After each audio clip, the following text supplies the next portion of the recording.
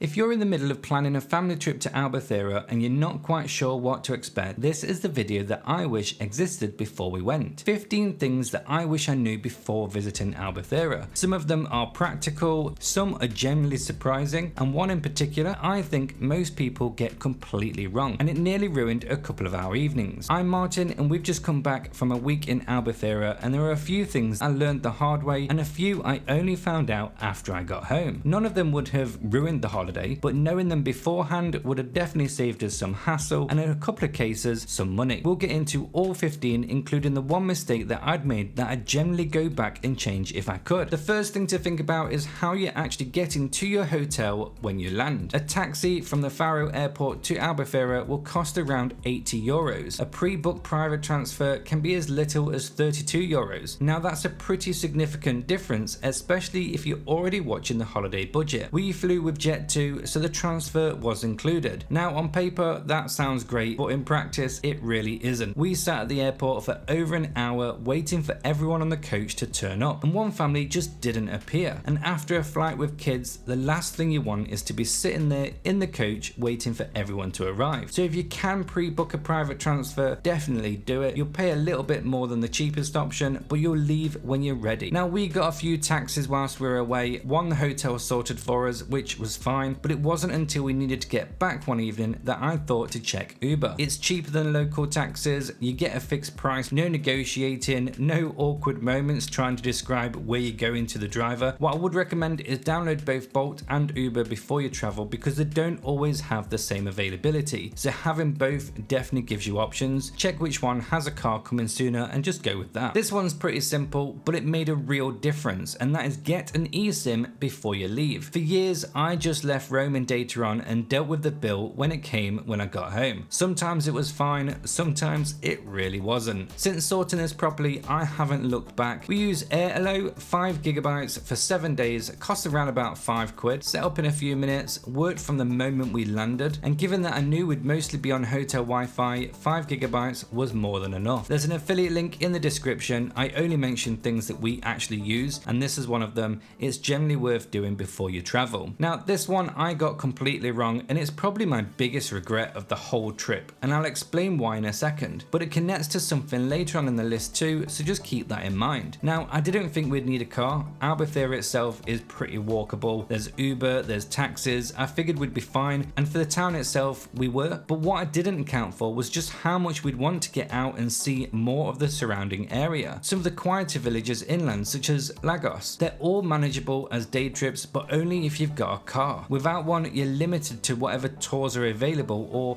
what you can piece together on public transport. You wouldn't need it for the whole trip. 2 or 3 days would be enough to see a completely different side of Portugal. Definitely book it before you go. It's generally a lot less stressful sorting it out before you land. Now I'll be honest, I didn't do enough research before we went, and this one really caught me slightly off guard. Albufeira is not a quiet traditional Portuguese village. The main part of the town is very much a holiday resort. Busy, commercial, built around tourism. Now that's not a criticism, we had a great time, but if you do go in expecting something a little bit more authentic, you might find a bit of a surprise. You do get more of that traditional feel in the old town, and there's an important difference between the old town and the strip that I'll come back to in tip 11. It's worth sticking around for that one. Accept Albufeira for what it is and you'll enjoy it. Go in expecting something it isn't and you'll spend the week feeling slightly let down. We went in April and I was prepared for the air temperature to be a little bit cooler. What I wasn't quite prepared for was just how cold the sea was. Even in peak summer, the water around Albufeira only reaches around 22 degrees. Now that sounds reasonable until you compare it with somewhere like Mallorca or the Canaries. Those are warmer because they're on the Mediterranean. Portugal sits on the Atlantic and you definitely feel the difference. That said, I still went in. You've got to just go in knowing it's not a warm bath you might be used to elsewhere, and you won't be disappointed. Now connected to the previous tip, the timing of your trip matters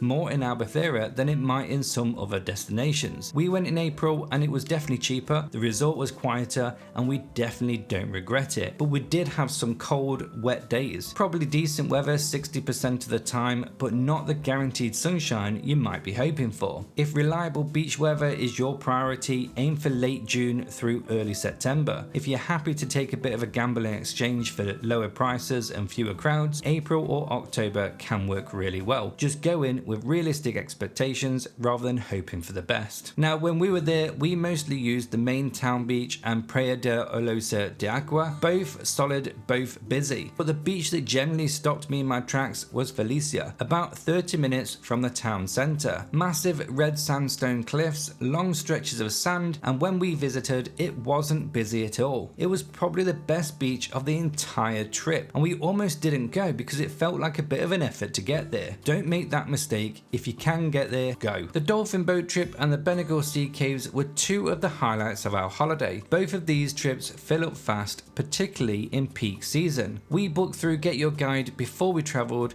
It could save you a few pounds booking locally when you arrive, but if you land to find that the trips are fully booked, then that saving is not going to feel worth it. Having it sorted before we left removed a bit of the mental load of the holiday. There's a link in the description if it's useful, and while you're planning, a day trip to Seville was brilliant as well. Further than it looks on the map, but absolutely worth it. So if you're heading into the Old Town, keep an eye out for the little tourist train that runs between the Strip and the Old Town. To be honest, we missed this completely. It's an open air train, so the kids will absolutely love it, and on a hot day, it's a much more enjoyable option than walking. It's easy to overlook, but it is generally useful. Speaking of the Old Town, the next tip is probably the most important thing in this video for anyone traveling with kids. This is one that I mentioned at the start, and it's something that I only really understood once we were there. The Strip during the day is fine, busy but manageable. At night, it becomes a very different place. Loud bars, big crowds, very much a party atmosphere,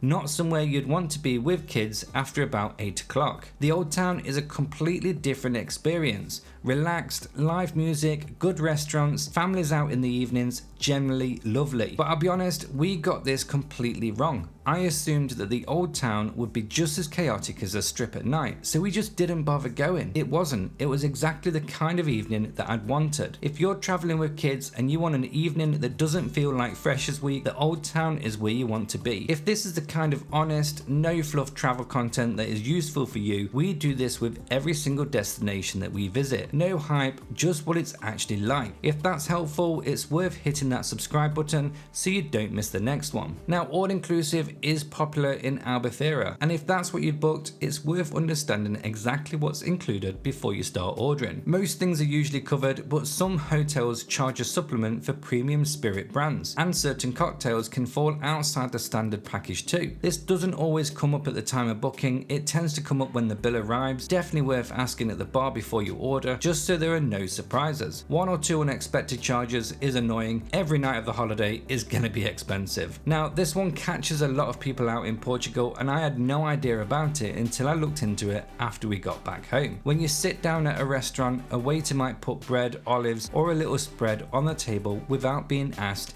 and without even mentioning a price. These are not always complimentary. They'll appear on your bill at the end. If you don't want them, just say no thank you when they put them down, or send them back. There's no awkwardness, it's completely normal to do so. We ate at the hotel most evenings, so it just didn't catch us out, but it's the kind of thing that's much easier to deal with when you already know about it. Like most of Europe, Portugal is a very card-friendly place. Day to day in the resort, you're rarely going to need any cash, but if you're heading into a local market or exploring some of the smaller villages inland, some stores and local vendors won't have card machines, so it's worth having a small amount of cash for those situations. If you do need to withdraw, do it in euros rather than in your home currency. The ATM will often offer to convert it for you. Decline the option. Their exchange rate will cost you more than just letting your bank handle it. We'd been looking for local honey and port to bring home, and someone pointed us towards the Loo Market. About 30 minutes from Albufeira, runs on Saturday mornings. It's one of the best things we did the whole trip. A proper local market, food, produce, crafts, local traders, nothing really touristy about it. We got there a little bit late because we'd only found out about it the day before. If I'd known sooner, I'd have definitely planned around it, although I'd have probably spent a lot more money than I was planning to, so maybe that worked out better. If you're there on a Saturday, then I'd definitely recommend you go. Albufeira is a brilliant family destination. We had a great time and would definitely go back. Hopefully a few of these makes your trip a bit smoother and saves you some money along the way. If you want to know exactly how much we spent on a full 7 days holiday,